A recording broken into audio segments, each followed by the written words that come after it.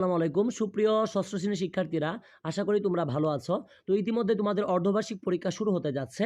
আর আজকে তোমাদের জন্য কুরআন মাজিদ ও তাজবিদ একটি নমুনা প্রশ্ন সাজেশন নিয়ে আমি হাজির হয়েছি। আমি আশা করতে পারি এই নমুনা প্রশ্নটি যারা বাসায় ভালো করে শিখে যেতে পারবে, ইনশাল্লাহ পরীক্ষাতে এখান থেকে কম হলেও 70 থেকে 80% কমন পাবে, অর্থাৎ 70 থেকে 80 মার্ক নাম্বার সে এখান থেকে শুধু পাবে, কম হলেও এটা আবার 90ও পেতে পারে। ঠিক আছে, তবে কথা হচ্ছে তোমাকে ভালো করে শিখে যেতে হবে। তো আমি আর কথা বাড়াতে চাচ্ছি না। তো মূল ভিডিওটা শুরু করার আগে আমার একটা ছোট্ট রিকোয়েস্ট থাকবে, যারা আমাদের চ্যানেলে নতুন অবশ্যই আমাদের চ্যানেলটিতে একটি লাইক দিয়ে চ্যানেলটি সাবস্ক্রাইব করে পাশে থাকবে।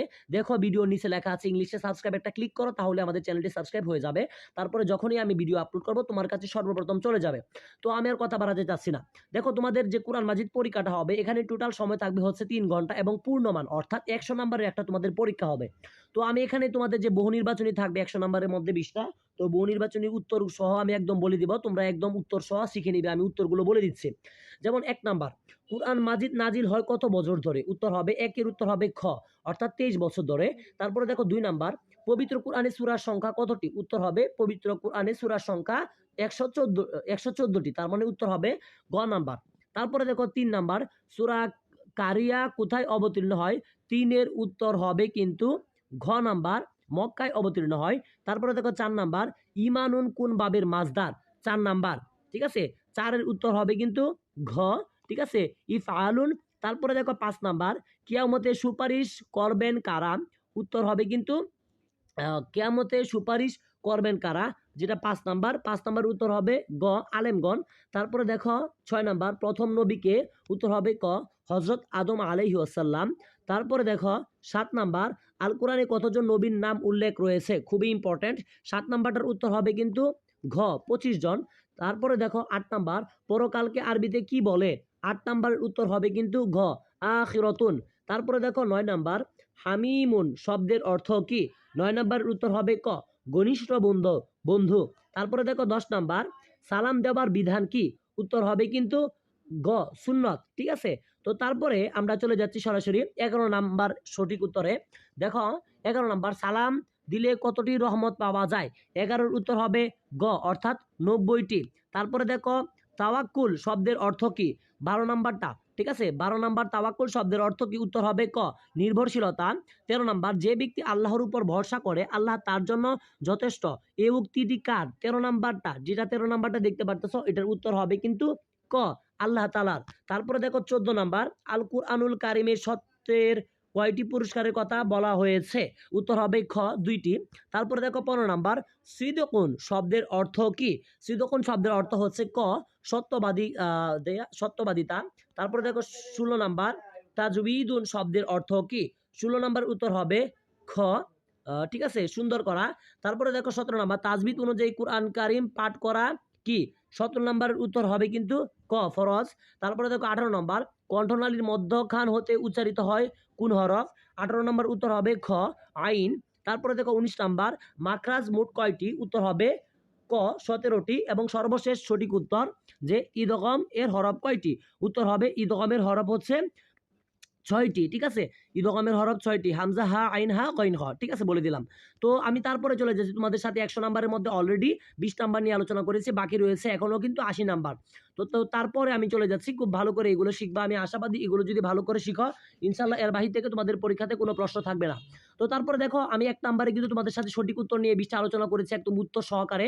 এখন 2 নঙে থাকছে আয়াতের অনুবাদ, অর্থাৎ এখানে দেখতে পারতেছ ক, খ, গ, ঘ, উমা পর্যন্ত টোটাল 5টি আয়াত দেওয়া আছে।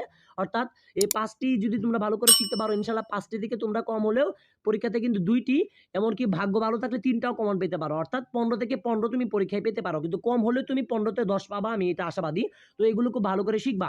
তারপরে দেখো 3 নং প্রশ্নে তোমাদের প্রশ্নগুলো উত্তর দাও যে কোনো 3টি, অর্থাৎ তোমাদের পরীক্ষাতে টোটাল 5টি প্রশ্ন দেওয়া থাকবে 3 নং প্রশ্নে, যেখানে ক, খ, গ, ঘ, উমা টোটাল 5টি দেওয়া থাকবে। তার মধ্যে যদি 3টি আনসার করতে পারো, আমি আশা করতে পারি 3টি থেকে ইনশাল্লাহ এখান থেকে কমন পাবে। খুবই ইম্পর্টেন্ট গুলো এই প্রশ্নে দেওয়া আছে। যেমন ক নম্বরে দেওয়া আছে কুরআন মাজিদের পরিচয় দাও। খ নম্বরে দেওয়া আছে আল ইমানুন এর মৌলিক সংখ্যা শাখা কয়টি ও কি কি? গ নাম্বারে দেওয়া আছে হাসর কি? হাসর এর ময়দানের চিত্র বর্ণনা করো। ঘ নাম্বারে দেওয়া আছে সালাম প্রদানের 5টি আহকাম লিখো। উম নাম্বারে দেওয়া আছে তাওয়াক্কুল বলতে কি বোঝো? তাওয়াক্কুল কত প্রকার ও কি কি বর্ণনা করো। অর্থাৎ এগুলো পড়লে ইনশাআল্লাহ তোমরা কিন্তু 15 নাম্বার কমন পাবে। এই 5টা পড়লে ইনশাআল্লাহ 3টা কমন থাকবে পরীক্ষাতে।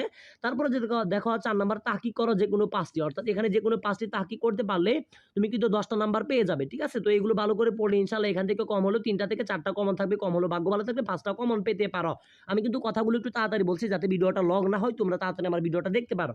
তারপরে দেখো 5 নাম্বার তারকিব করো যেকোনো একটি, অর্থাৎ এখানে ক আর খ এর মধ্যে দেখো 2টি তারকিব দেওয়া আছে, 2টি তারকিব থেকে যেকোনো একটি করতে পারলে তুমি কিন্তু 5টি নাম্বার পেয়ে যাবে। যেমন দেখো ক নম্বরে দেওয়া আছে লা তাখুদু সিনাতু ওয়ালা নাউম, খ নম্বরে দেওয়া আছে বিসমিল্লাহির রহমানির রহিম। তো দুইটা তারকিব ভালো করে শিখবা, ইনশাআল্লাহ একটা কমন থাকবে।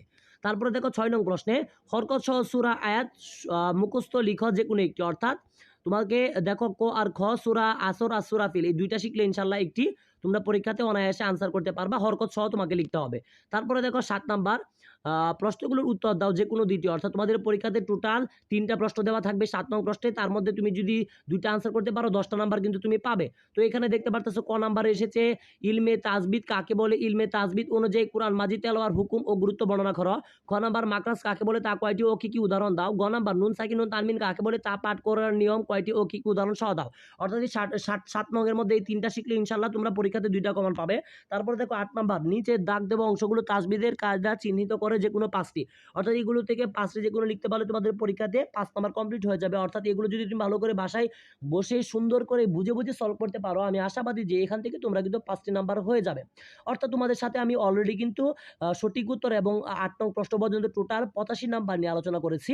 এখন আমি মৌখিক তোমাদের 15 নাম্বার নিয়ে আলোচনা করলে কিন্তু তোমাদের সাথে 100 নাম্বারের সাজেশন প্রশ্ন, সাজেশন নমুনা প্রশ্নের সাজেশনটা কিন্তু দেওয়া কমপ্লিট হয়ে যাবে।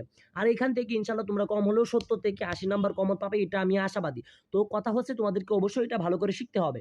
যেমন 9 নাম্বার দেখে দেখে তেলাওয়াত করো। তো এটা দেখে দেখে তোমাকে তেলাওয়াত করতে হবে। যেমন দেওয়া আছে বিসমিল্লাহির রহমানির রহিম আল্লাহু লা ইলাহা ইল্লা হুয়াল হাইয়ুল কাইয়্যুম লা তাখুযুহু সিনাতুন ওয়ালা নাওম লাহু মা ফিস সামাওয়াতি ওয়া মা ফিল আরদি মান যাল্লাযী ইয়াশফা'ু 'ইনদাহু ইল্লা বিইذনিহি ইয়া'লামু মা বাইনা আইদিহিম ওয়া মা খালফাহুম ওয়া লা ইউহীতুনা বিশাইইন মিন 'ইলমিহি ইল্লা বিমা শাআ ওয়াসি'a কুরসিয়্যুস সামাওয়াতি ওয়াল আরদ ولا يأته حفظهما وهو العلي العظيم شهد الله أنه لا إله إلا هو والملائكة وأولو العلم فإمن بالقسط لا إله إلا هو العزيز الحكيم।